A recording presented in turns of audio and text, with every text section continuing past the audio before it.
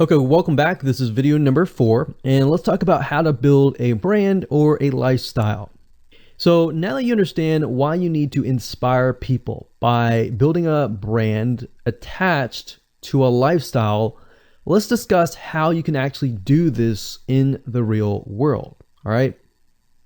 So a brand is more than just a logo. You can go on graphicriver.net or any other site and get a logo. That's not a brand. All right. I want you to understand that, because I feel like a lot of people get confused. They feel like, okay, I'm going to get a logo, I'm going to get a website, and they set it up, and that's it.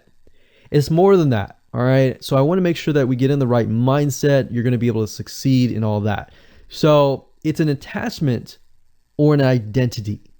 That's what a brand is.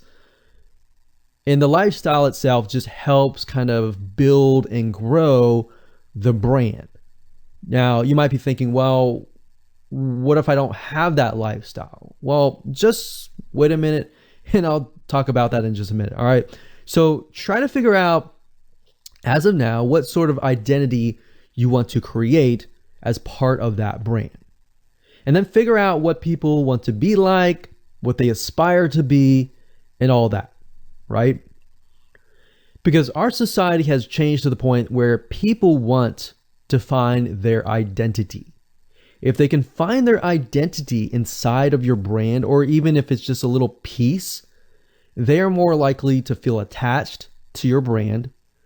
And then they're more likely to follow you. They're more likely to buy from you because they feel like they found a piece of their identity through you, and you help them do that. So obviously, as a brand, you want to help them find that piece of their identity. You want to help them in the long run. If they can feel that you're genuine, they're more likely to follow you, right? So, I mean, if you think about yourself, if you find something about yourself that could potentially improve yourself, improve your hobby, improve your likes, and avoid the dislikes and all that, you're more likely to trust that brand, that person, that company, right? So same kind of concept here. They want to find and buy things that express who they are. So if you can help them do that via the lifestyle, via the brand, then you're going to be able to close a lot of sales on Instagram.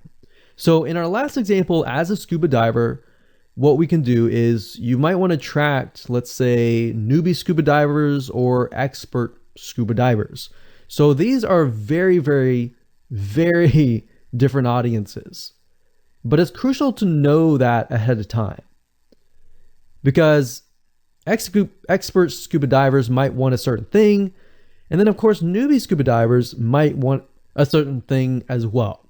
So in other words, knowing who your audience is very, very important. So think of your own business, what you're trying to sell, and build a lifestyle around that.